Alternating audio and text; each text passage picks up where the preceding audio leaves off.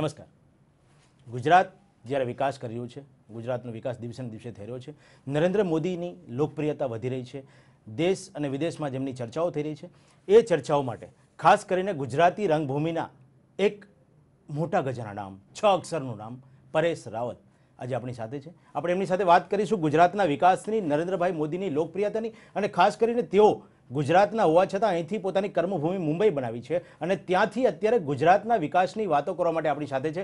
સૌથી પહેલાં આપણે પરેશભાઈ રાવલનું સ્વાગત કરીએ. પરેશભાઈ, આપની સ્વાગત છે અમારા સ્ટુડિયોમાં.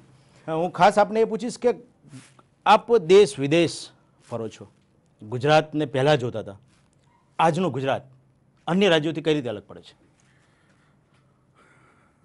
અન્ય રાજ્યોથી તો પહેલાં તો એ સમજી જવાની જરૂર છે કે સુખ શાંતિ, સલામતી, કોઈ પણ વોટ બેંક વગરની રાજનીતિ. હું હિન્દુસ્તાનના બીજા રાજ્યોની સરખામણીમાં કહું છું, ખાસ કરીને જેમાં કોંગ્રેસના રાજ્યો છે એની સરખામણીમાં કોઈ વોટ બેંકની રાજનીતિ નથી થતી અહીંયા આગળ. સુખ શાંતિ છે. રાત્રે 2 વાગે પણ અમારું નાટક જોઈને 2 વાગે પણ મા બહેનો છૂટથી રસ્તા ઉપર ફરી શકે છે.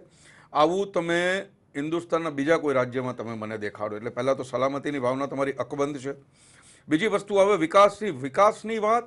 તમે આંકડામાં જુઓ એના કરતાં તમે લોકોના ચહેરા પર જુઓ, એ ત્યાં તમને વિકાસ જોવા મળે કે સુખ છે, લોકો પ્રફુલ્લિત છે અને લોકોને ખબર છે. મારા હિસાબે મતદાતા હોય છે ને, એ 3 વસ્તુ જોઈને મત આપે છે કે પહેલાં શું હતું, હવે શું છે અને આગળ શું થઈ શકશે. એટલે પહેલાં શું હતું લોકોને ખબર છે, લોકો ભોગવી ચૂક્યા છે. પછી શું થયું એ લોકો જાણે છે અને એમને ખબર છે કે અમારી પાસે દીર્ઘ દ્રષ્ટા છે મોદી જેવો, એટલે આગળ ક્યાં લઈ જશે એવો જાણે છે. એટલા માટે ખુલ્લે દિલે, મુક્ત મને એ લોકો મોદીની આંગળી પકડીને ચાલવા તૈયાર છે. એટલે આ થઈ વિકાસની વાત અને આ થઈ સુખ શાંતિની વાત. બીજી વસ્તુ છે કે તમે ઇન ટર્મ્સ ઓફ ઇન્ડસ્ટ્રીઝ જુઓ.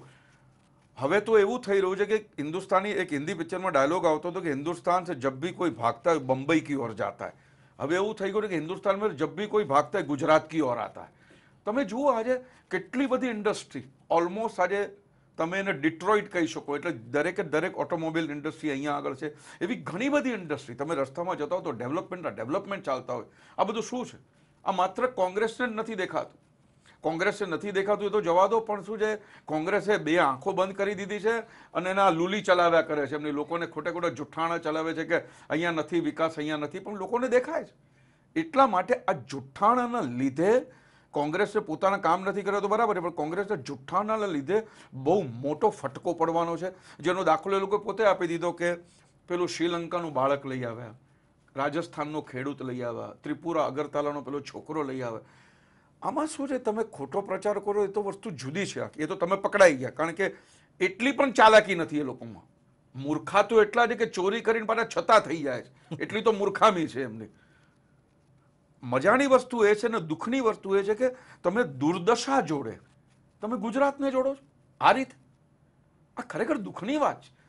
અને એ લોકો જો ગુજરાતની પ્રજાને જો ખરેખર છેતરવા માંગતા રીતે એ લોકો જો મૂર્ખ સમજતા તો ગુજરાતની પ્રજા એમને જબરદસ્ત જવાબ આપે. ભારતીય ફિલ્મ જગતના સરદાર એટલે પરેશ રાવલ, ગુજરાતના સરદાર એટલે નરેન્દ્ર મોદી એવું કહેવાય છે. એક સરદાર બીજા સરદાર માટે શું કહેશે? સાહેબ, હું તો કહું છું કે ઇતિહાસમાં જે ભૂલ થઈ ગઈ હતી, સરદાર પટેલને આપણે પ્રધાનમંત્રી ન બનાવી શક્યા, એ ભૂલ હવે સુધારવાની સુવર્ણ તક આપણી પાસે છે અને આ કરવું જોઈએ. કારણ કે આ માણસ છે, આ સરદારના અમુક લક્ષણો જે છે ને કે સ્પષ્ટ વક્તા છે. કોઈના બાપની સાડેબારી નહીં રાખવાની, ઘૂંટણ પર નહીં બેસવાનું. સરદાર પટેલ મર્યા એને 30 વર્ષ પછી એને ભારત રત્ન એવોર્ડ મળે છે અને રાજીવ ગાંધીને મર્યાના 3 વર્ષ બાદ. હવે આ તમે સમજી શકો છો. અને કોંગ્રેસે ગાંધીજીનું પણ ક્યાં સાંભળ્યું છે? ગાંધીજીએ તો કહું કે ભાઈ આઝાદી મળે એટલે કોંગ્રેસ તમે વિખેરી નાખજો. કોંગ્રેસ પાર્ટી ઊભી કરવાનો મકસદ માત્ર આઝાદી મેળવવાનો હતો. આ લોકોએ પછી કોંગ્રેસની પેઢી બનાવીને હવે તો ગલ્લો બનાવીને ફરી રહ્યા છે એનો. એટલે કોંગ્રેસે ગાંધીજીનું પણ નથી માન્યું. એટલે જે આટલી બધી વિરોધ વચ્ચે પણ એક માણસ સામા પૂરે તરી રહ્યો છે, એ માત્ર ગુજરાતીઓના સપોર્ટના લીધે, માત્ર 6 કરોડ ગુજરાતીઓના લીધે. અને બીજી વસ્તુ અહીં એ કહેવી બહુ જરૂરી છે કે 6 કરોડ ગુજરાતી તો માત્ર ગુજરાતના, પણ અમે લોકો દુનિયાભરમાં ફરીએ છીએ. દુનિયાભરમાં ફરીએ છીએ. અમે જ્યાં જઈએ છીએ ત્યાં આગળ હા એ મોદી વાલે હે, એટલે મોદી વાલે કહેતા અમારું પણ છાતી ટટ્ટાર થાય છે. આ ચૂંટણી માત્ર સીએમની નથી.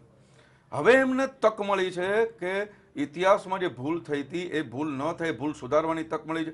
ઇતિહાસમાં ભૂલ એ થઈ હતી કે સરદાર પટેલ પ્રધાનમંત્રી બનતા રહી ગયા. સૌ જાણે છે શું થયું હતું, કેવી રીતે થયું હતું, પણ હવે એ ભૂલ ન થાય. એ ભૂલ સુધારવાની તક મળી જ્યારે લોકો સમજી ગયા કે સીએમ તો બનશે જ બનશે.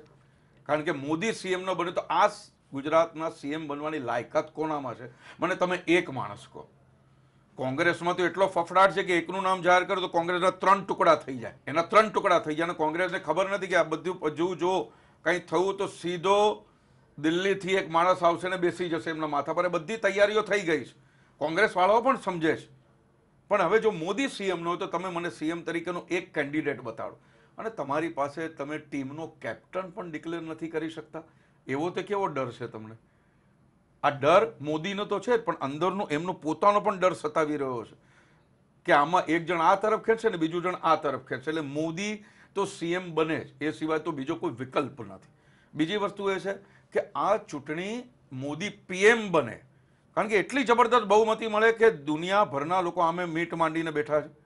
આમાં તમે મને કહો હિમાચલ પ્રદેશની ચૂંટણી પતી, તમને ખબર છે? મને નથી ખબર. પણ ગુજરાતની ચૂંટણી ઉપર આખા વિશ્વનું ધ્યાન છે. અને એ વિશ્વનું ધ્યાન એ રીતે છે કે હવે તો લંડનવાળા પણ આવી ગયા કે અમારે ગુજરાત રાજ્ય જોડે પાર્ટનરશિપ કરવી છે. કેમ એમને માત્ર ગુજરાત રાજ્ય માટે પ્રેમ ઉભરાયો આટલા વર્ષે અચાનક? કેમ હિન્દુસ્તાનના ઘણા રાજ્યો છે, કેમ એમાં ન ગયા? ઘણા કોંગ્રેસના રાજ્યો કેમ એમની પાસે ન ગયા? કોંગ્રેસ જે બણગા ફૂકે છે, વિકાસની ને બધી વાતો કરે છે, એ એમના રાજ્યના મુખ્ય પ્રધાનો મોદીના દાખલા આપે છે. હવે કોંગ્રેસ જો આવી રીતે ગાંધારીની જેમ પાટા બાંધીને બેસે તો એ કોંગ્રેસનું દુઃખ છે, ગુજરાતની પ્રજાનું જરાય દુઃખ નથી. તો મોદી સિવાય તો કોઈ વિકલ્પ નથી સીએમ તરીકે. અને મારી વાત માની લો, મોદી સિવાય પીએમ તરીકે પણ તમારી પાસે બીજો કોઈ વિકલ્પ નથી. એ ગુજરાતની જનતા જાણે છે. એટલે ગુજરાતની જનતાને ખબર છે કે આ ચૂંટણી ઐતિહાસિક છે, માત્ર ગુજરાત પૂરતી નથી, આખા દેશ પૂરતી છે. એટલે તમે એનો ઉત્સાહ જોઈ શકો છો. ફિલ્મ જગતના ગુજરાતી કલાકાર, રંગભૂમિના ગુજરાતી કલાકાર પરેશભાઈ સાથે વાતોનો દોર આગળ વધારીશું. એ પહેલાં લઈએ એક નાનકડો વિરામ.